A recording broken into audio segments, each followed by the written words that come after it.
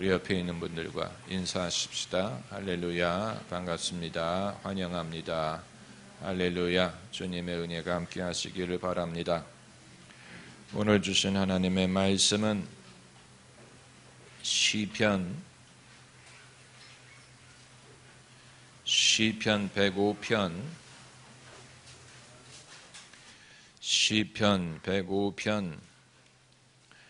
43절에서 45절까지 말씀입니다. 시편 105편 43절에서 45절까지 함께 읽겠습니다.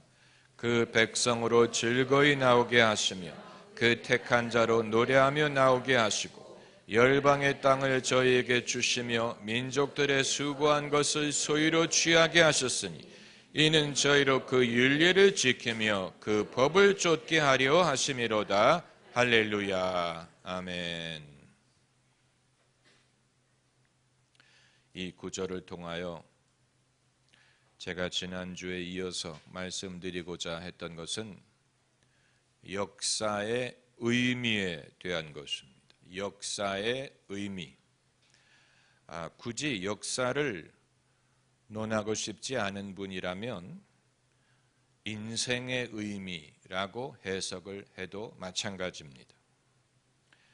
역사의 의미를 찾는 행위 자체가 하나님을 믿는다는 말입니다. 왜냐하면 하나님이 역사의 주인이시기 때문에 하나님을 모르고는 역사의 의미를 알 수 없습니다. 이 중국처럼 장구한 역사를 기록한 문명도 드물지요.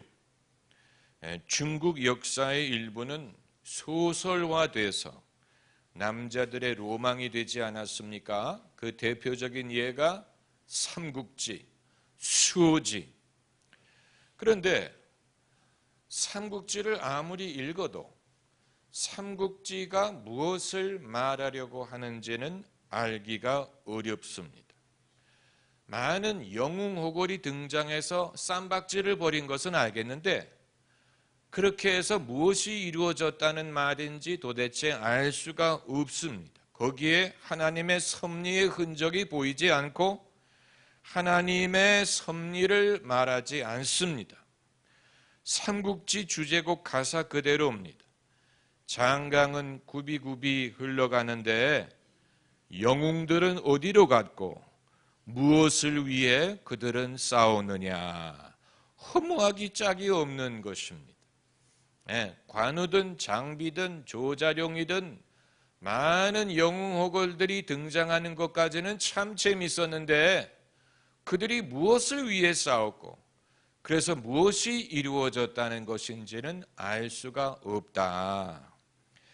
옛날에 이런 노래가 있었지요. 낙양성 십리하에 높고 낮은 저 무덤은 영웅호걸이 몇몇이며 절세 가인이 그 누구냐. 누구든 한번 가면 저 모양이 된다. 높고 낮은 저 무덤, 높은 무덤도 있고 낮은 무덤도 있습니다. 그 중에는 영웅호걸이 많고 절세 가인. 그런데 그 사람들이 어디 갔다는 말입니까? 허무하기 짝이 없는 것입니다. 불교의 역사관은 시작도 없고 끝도 없고 끊임없는 반복의 연속이. 그래서 불교인들의 목적은 그 반복이라는 열차에서 내리는 것입니다. 열차야 서다오. 나는 내리고 싶다. 그게 불교인의 소원하는 것입니다. 끊임없는 환생으로부터 벗어나기를 원하는 것입니다. 또 진화론에도 역사관이 있어. 진화론의 역사관은 진화가 이루어지기는 하는데 거기에는 계획도 없고 섭리도 없고 우연에 의한 것이고 적자 생존입니다. the survival of the fittest, 적자 생존, 이 논리를 우리가 따른다면 사회에서 뒤지는 사람을 도와주면 안 돼. 약한 사람을 불쌍히 여기면 안 됩니다. 스스로 도태하도록 내버려둬야 된다는 얘기예요. 적자 생존이기 때문에 오히려 약한 자를 도와주게 되면 인류가 진화하는 데 방해가 될 것입니다. 그렇기 때문에 인간의 선함은 불필요하게 되는 것입니다. 진화론적인 역사관을 가졌다면 인간은 착할 필요가 없어요. 이기적으로 사는 것이 인류가 진화할 수 있는 길이 되는 것입니다. 그런데 역사의 의미를 찾는 것은 이 함석헌 선생이 한민족의 역사를 아픔의 연속이라고 정의를 하고 그 목적은 하나님을 찾게 하기 위한 것이라고 정의를 했습니다. 함석헌 선생은 그리스도인으로서 성경적인 차원에서 한국의 역사를 해석하려고 한 것인데 한국인의 역사는 아픔의 연속이고 왜 하나님이 이 많은 아픔을 오랜 세월 동안 허락하셨느냐 하는 이유를 하나님을 찾게 하기 위한 것이라고 정의했습니다. 그렇기 때문에 역사의 의미를 찾으려는 것은 고난의 의미를 찾는 것과 같은 것입니다. 왜냐하면 역사는 결국은 고난의 연속이기 때문이에요. 어떻게 보면 그렇기 때문에 그분의 해석에 의하면 지금 이 순간을 위하여 과거의 고난이 필요했다는 얘기가 됩니다. 지금 이 시점에 우리 민족이 하나님을 찾게 하기 위하여 우리의 조상들이 그 오랜 세월 동안 고난을 감수했다는 그런 말이 되는 것입니다.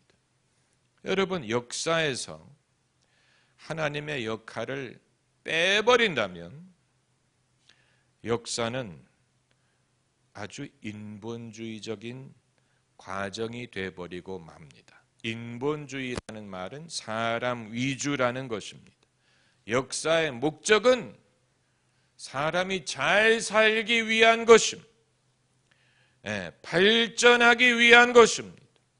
경제를 발전시키기 위한 것이고 과학을 발전시키기 위한 것이고 문화를 발전시키기 위한 것입니다. 더 진보하기 위한 것이라고 밖에는 말할 수 없습니다. 그것도 그렇게 그럴듯하게 들릴 수 있습니다.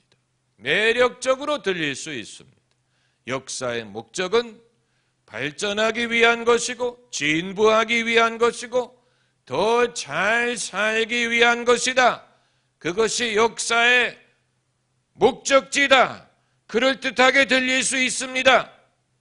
그러나 그건 진리가 아니고 미혹이에요. 마귀가 예수님을 시험할 때 그 말로 시험했습니다. 예수님에게 모든 영광을 보여주었다는 뜻이 바로 그 뜻입니다. 만일 예수님이 그 시험에 넘어가셨다면 예수님은 십자가를 지지 않으셨을 것이고 세속의 영광을 선택하셨을 것입니다. 내가 십자가로 세상을 변화시킬 수 없으니 나는 세상의 권세로 부귀로 정치인으로 임금이 됨으로 세상을 바꾸겠다라고 생각을 하셨을 것입니다. 그런데 예수께서 그 시험을 물리치시기 위하여 인용하신 성경 말씀이 유효합니다. 사람이 떡으로만 살 것이 아니다. 떡으로만 살 것이 아니다. 이 말은 개인뿐만이 아니고 인류도 그렇고 민족도 그렇고 마찬가지죠. 민족의 목적은 떡으로 더 배부르게 먹기 위한 것이 아니에요. 경제만 발전하면 되는 게 아니에요. 문명이 더 발전하면 문제가 해결되는 것이 아니에요. 경제가 도대체 얼마나 발전하면 대한민국이 행복해질 수 있다는 얘기입니까? 우리가 좀 더 어떻게 잘 살면 화목하게 살 수 있다는 말입니까? 거기에 해답이 없습니다. 그런 식으로 우리가 생각할 때가 있었어요. 20세기의 일을 맞은 인류가 그런 식으로 생각할 때가 있었어요. 이제 과학이 발전하면 인류를 구원할 것인가? 기술이 발전하면 문제가 해결될 것인가? 민주주의가 정착되면 잘 살게 될 것인가? 그런 기대를 가질 때가 있었는데, 그러나 20세기처럼 과학, 기술, 경제, 정치, 인권, 모든 것이 발전한 시대가 없는데, 그럼에도 20세기에 인류가 부딪힌 문제들은 과거에 없었던 일들이에요. 그 예가 세계전쟁, 홀로코스트, 또 핵무기, 인종 간의 갈등, 종교 간의 갈등, 테러, 환경오염, 빈부 간의 격차, 범죄, 사회혼란. 여러분, 점점 더 문제가 어려워집니다. 점점 더 풀기 어려운 문제로 변하고 있지 않습니까? 그러니까 이것이 우리에게 보여주는 것은 문명의 발전이 반드시 진보를 갖다 준다는 보장이 없다는 사실이에요. 오히려 발전이 될 줄로 생각했던 것이 재앙을 가져다 줄 수도 있다는 사실이에요. 그렇지 않습니까? 그래서 우리가 구약 성경을 읽으면 이 시편 105편을 제가 본문으로 택한 이유가 105편에 이스라엘의 역사를 요약하고 있기 때문입니다. 아브라함에서 시작해서 출애굽할 때까지의 역사를 요약하고, 그리고 106편에도 역사의 요약이 계속이 됩니다. 역사, 이스라엘 민족의 역사를 살펴보면, 그게 구약 성경 아닙니까? 이스라엘 민족의 역사를 살펴보면 그들이 출애굽을 하지요. 40년 광야 생활을 거쳐서 가나안 땅에 들어갑니다. 그 땅을 차지합니다. 그리고 사사시대를 거쳐서 이스라엘의 왕조가 세워지지요. 그리고 하나님이 다윗에게 기름을 부으시고 다윗의 왕조가 세워지고 그 아들 솔로몬의 시대에 예루살렘의 성전을 짓습니다. 여기까지는 좋아요. 점점 더 발전하고 전성기에 이르는 것처럼 보여요. 그런데 솔로몬이 죽고 난 다음에 어떤 일이 일어납니까? 나라가 반으로 분단되고 북왕국과 남왕국으로 분단이 되고, 그리고 결국은 어떻게 됩니까? 이 민족이, 이방인이 쳐들어와서 땅을 빼앗고 성전을 무너뜨리고 이스라엘 백성들을 포로로 잡아갑니다. 그러니까 이상한 거예요. 역사가 발전해야 되는 것 같은데, 전진해야 되는 것 같은데 어떻게 발전하는 것과 같다가 무너지느냐. 이 시점에서 선지자들이 역사의 의미를 생각하기 시작한 거예요. 하나님이 우리 역사를 통해서 이루고자 하시는 것이 도대체 무엇인가 생각하기 시작한 것입니다. 역사의 의미를 바로 그런 순간에 발견할 수 있습니다. 성 어거스틴이 살 때 그가 로마 제국의 시민이었죠. 로마 제국이 기독교화가 됐어요. 로마 제국이 강대국이고 기독교 국가고, 그래서 성 어거스틴은 이게 바로 하나님의 나라가 이루어지는 것일까라고 생각을 했는데, 로마 제국이 어떻게 됐습니까? 이방 민족의 침입을 받아가지고 무너졌죠. 로마 제국이 멸망했습니다. 그 시점에서 성 어거스틴이 고민하기 시작한, 아니 왜 나는 로마 제국이 기독교화가 되고 이제 이 땅에 천년 왕국이 이루어질 줄로 생각했는데 어떻게 로마 제국이 멸망할 수가 있느냐를 고민하다가 그가 쓴 책이 바로 신의 도성 City of God라는 책. 그 책에서 그가 말하고자 하는 것은 사람의 나라는 무너지나 하나님의 나라가 세워진다는 것이죠. 아주 중요한 것입니다. 사람의 나라가 무너지는데 하나님의 나라는 세워진다. 시편 저자가 이 105편에서 이스라엘의 역사를 요약하면서 단 한 절로 그 목적을 말하는 것이 바로 45절이에요. 시편 저자가 역사의 의미를 말할 줄 기대하는 사람은 아무도 없었을 것입니다. 그러나 그가 44절까지 이 모든 것을 말한 다음에 45절에 이는, 그 말은, 그 목적은 이란 뜻이에요. 이는 저희로 그 율례를 지키며 그 법을 쫓게 하려 하심이로다. 할렐루야. 할렐루야로 아멘을 유도한 사람이 한국의 부흥사들이 아니, 시편에 벌써 할렐루야를 말했어요. 이 구절이 그냥 있는 구절이 아니에요. 그냥 듣기 좋으라고 어떤 하던 말을 마무리하는 말로 한 것이 아닙니다. 제가 오랫동안 목회를 하면서 설교를 마무리할 때, 설교 준비할 때 미리 이제 마지막 문장을 준비를 합니다. 왜냐하면 그걸 아무리 좋은 설교를 하더라도 그 마무리하는 말이 적당하지 않으면 뭔가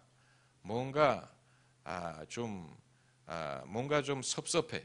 그렇기 때문에 많은 경우에 이제 그 마지막 문장을 미리 준비를 하는데, 만일 어떤 말로 설교를 마무리할지 모를 경우를 대비해서 그럴 때는 이 말로 끝내는 것이 좋겠다라고 생각한 것이 이 모든 것은 하나님의 은혜로 말미암습니다. 이 한 말, 그 말을 제가 생각한 것. 그래서 만일 끝내는 말이 떠오르지 않을 때는 이 모든 것이 하나님의 은혜로 말미암습니다. 할렐루야. 그렇게 하면 적당하지 않겠느냐. 마찬가지로 이 45절이 그런 식으로 시편 저자가 이 시를 마무리하기 위해서 하는 말이 아니에요. 이 한 구절은 아브라함으로부터 출애굽까지 이스라엘 역사 속에 하나님이 하신 일의 목적이 무엇인가를 한 구절로 말한 것입니다. 이는 저희로 그 율례를 지키며 그 법을 쫓게 하려 하심이로다. 한국어의 불확실한 문법이 여기에서 빛을 발합니다. 우리는 어떤 목적, 의도 이런 것을 말하는 것이 좀 두리뭉실하지요. 그래서 우리 같이 커피나 한잔 할까 작업을 거는 것이죠. 작업을 걸 때 그것이 작업을 거는 것인 줄 모를 때가 많아요. 왜냐하면 문장이 불분명하기 때문에 집에 가서 커피를 마시라는 말인지 본인이 커피가 당긴다는 말인지 내가 좋다는 말인지 데이트를 신청하는 것인지 약간 의도가 분명하지 않을 때가 많아요. 그게 한국어의 특징이에요. 그러나 성경 말씀은 하나님의 의도를 말하는 문장이 많이 있는데 우리가 어떤 특정인의 의도를 말하는 것이 습관이 되지 않다 보니까 한국어로 번역이 되는 과정에서 그게 불분명해지는 경우가 많아요. 그 대표적인 예가 요한복음 3장 16절. 하나님이 세상을 이처럼 사랑하사 독생자를 주셨으니 이는 그 말은 목적을 말하는 이는 저를 믿는 자마다 멸망치 않고 영생을 얻게 하려 하심이라. 그건 하나님의 의도를 말하는. 그래서 믿으면 멸망하지 않고 영생을 얻게 만드셨다라는 뜻이에요. 그 한마디 말씀 속에 구원에 대한 하나님의 의지가 담겨져 있어요. 그러나 한국어로 번역하는 과정에서 그게 하나님의 희망상을 말하는 것인지 그렇게 됐으면 좋겠다고 말하는 것인지 약간 이해하기가 어렵지 않습니까? 이 구절도 마찬가지. 이 구절을 우리가 그대로 이해했다면 이는 그 말은 하나님이 이 모든 것을 허락하신 목적을 말하는 것입니다. 왜 하나님이 이렇게 하셨느냐? 무엇을 이루기 위함이냐? 이스라엘 백성이 잘 먹고 잘 살게 하기 위한 것이 아니었다는 얘기예요. 이스라엘 백성이 세상의 영광을 얻게 하기 위한 것이 아니었어요. 하나님의 목적은 이 모든 사건들을 통하여 이스라엘 민족이 하나님의 율례를 지키고 하나님의 법을 쫓게 하기 위하여 이 모든 일을 인도하신 것입니다.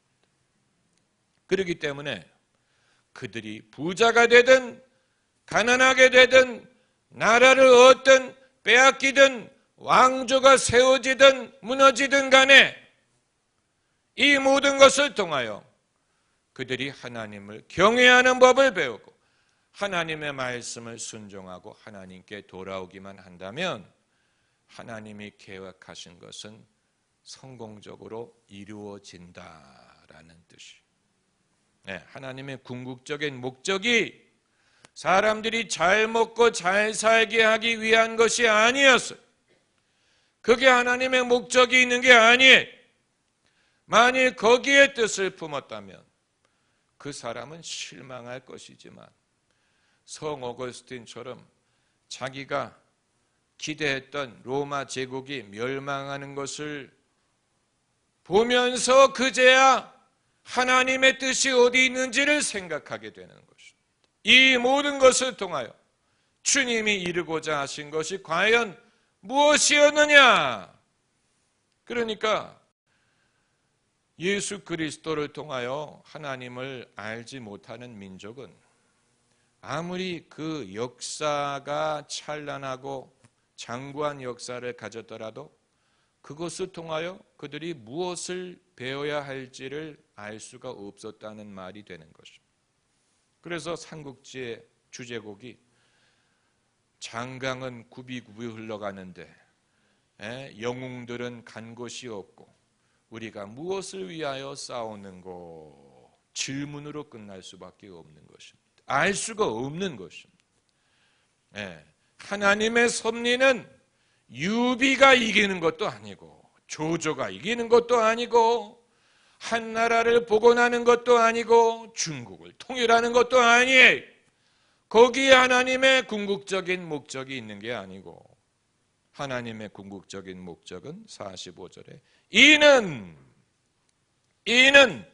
여기에 국가의 역사든 가문의 역사든 개인의 경험이든 다 포함시킬 수 있습니다. 이는 저희로 그 율례를 지키며 그 법을 쫓게 하기 위한 것이다. 좀 더 쉽게 말하면 사람들이 하나님께 돌아오게 하기 위한 것이다 라는 말이에요.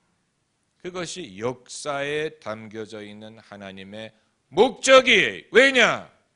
창세기 3장에 아담과 하와가 범죄하고 동산에서 쫓겨난 이유로 창세기 4장부터 요한계시록까지의 모든 스토리는 떠나간 인류가 돌아오게 하기 위한 것이죠.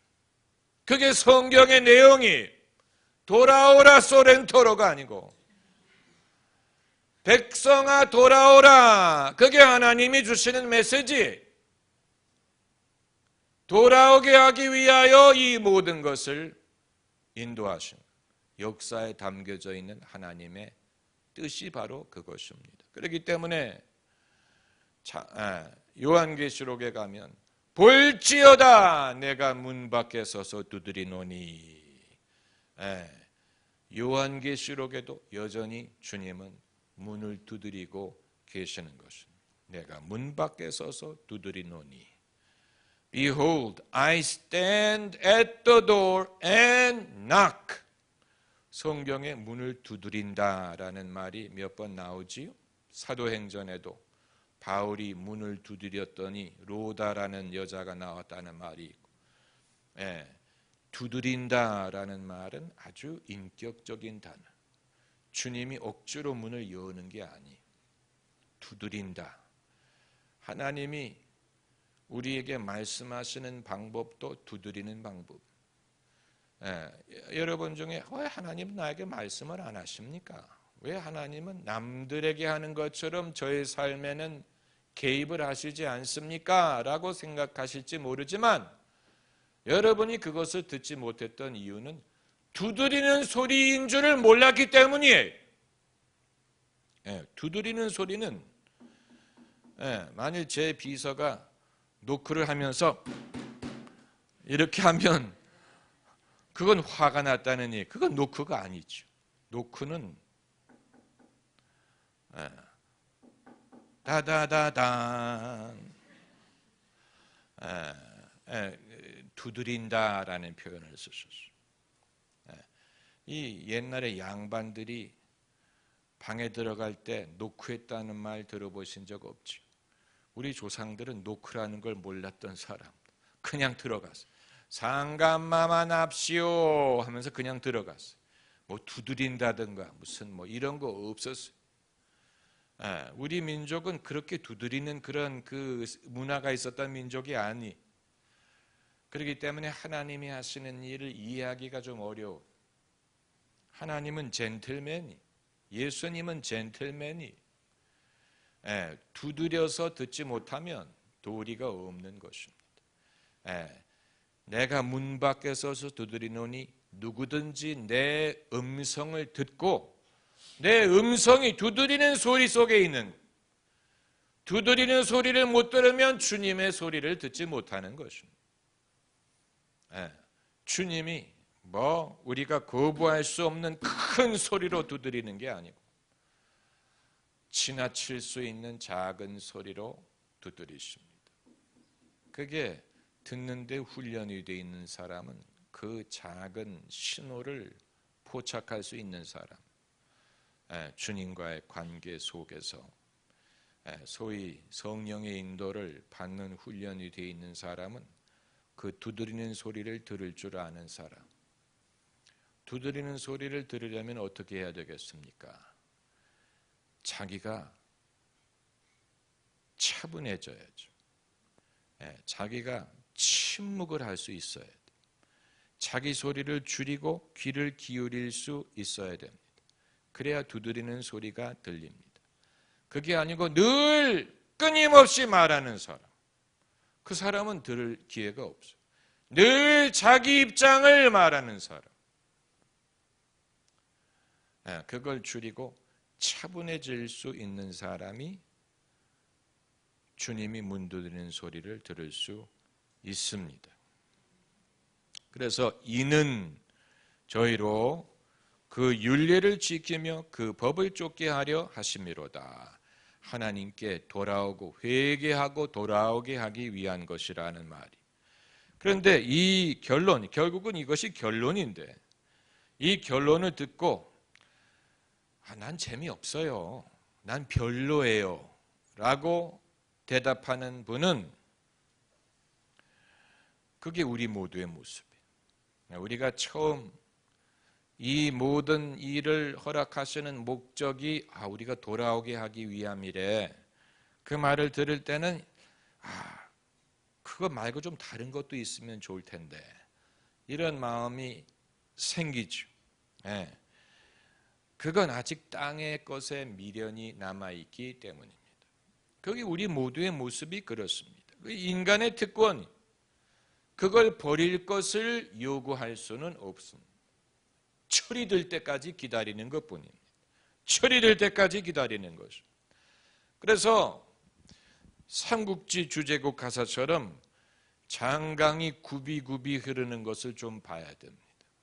네, 굽이굽이 흐르는 것을 보고 인간의 영광이 얼마나 덫이 없는가를 느낄 때까지 하나님은 기다리셔. 네, 요구한다고 되는 건 아니에요.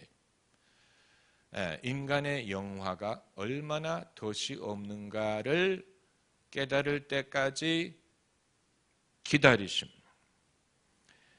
저는 국가의 무슨 고위 관료라든가 이런 거 별로 부럽지 않은데 여러분은 부러우십니까? 여러분은 어떤 사람이 제일 부러우십니까? 세상에서. 빌 게이츠가 부럽다고 말씀하시는 분도 계실 것이고 이효리가 부럽다고 생각하는 분도 계실 것이고 타이거 우즈가 부럽다고 생각하는 분도 계실 것이고 또 누가 부럽습니까? 부러운 사람이 없을 수 없지요. 그런데 우리 사회는 점점 더 부러워할 수 있는 사람이 없어지는 사회가 돼가고 있지 않습니까? 대통령이 부러울 때가 있었어요, 옛날. 그런데 최근에 보니까 대통령 치고 욕을 먹지 않는 사람을 본 적이 없어요. 전부 다 장수할 수밖에 없는 이유는 욕을 많이 먹어서. 전혀 부럽지가 않아요. 전혀 부러운 직업이 아니에요. 장관이 되려면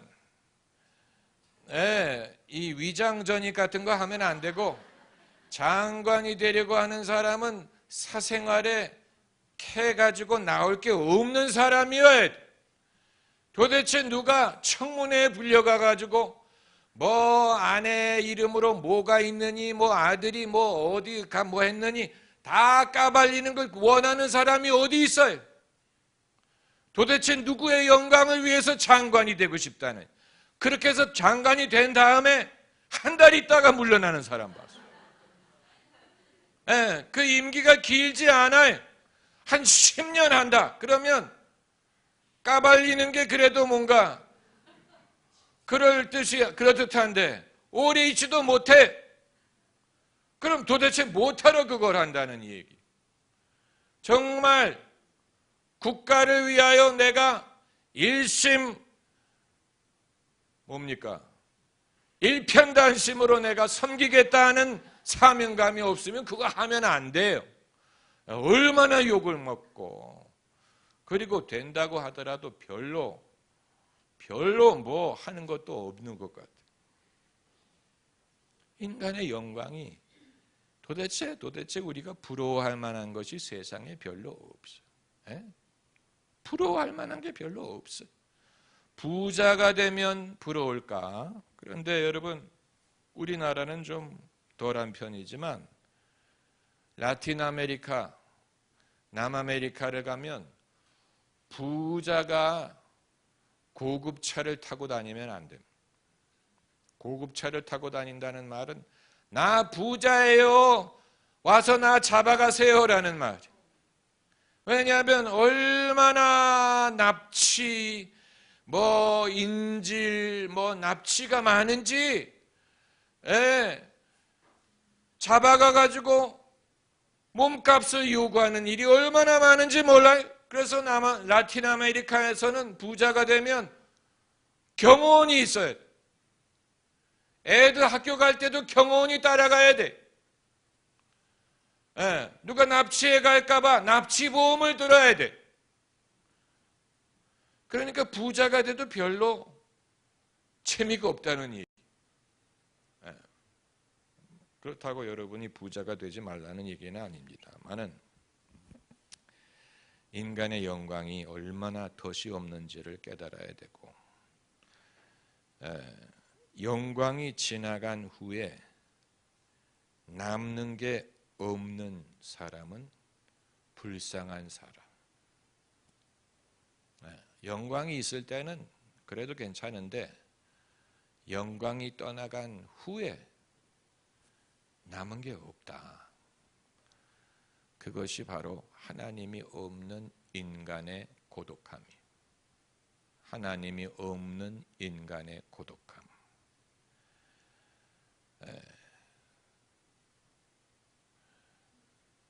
하나님이 없는 인간은 고독한 인간. 우리가 하나님의 혜택을 위해서 하나님을 믿어드리는 게 아니에요. 하나님이 없는 인간은 동산에서 쫓겨나가는 아담과 하와의 모습과 같다고 보면 됩니다. 그 명화를 여러분 보셨을 것입니다. 에덴 동산에서 쫓겨나가는 아담과 하와.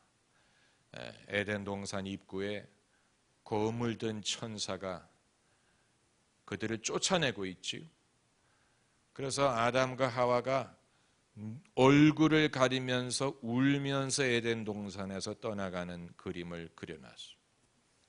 정말 오늘 집에 가셔서 다시 한번 인터넷에서 찾아보세요.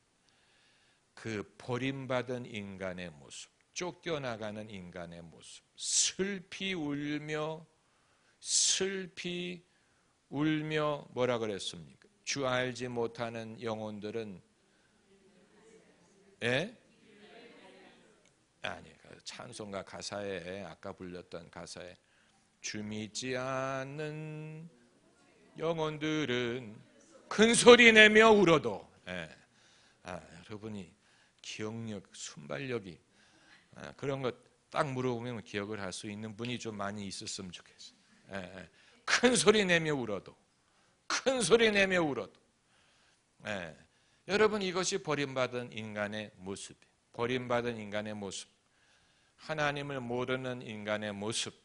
하나님을 모르는 인간은 절대적으로 고독한 영혼.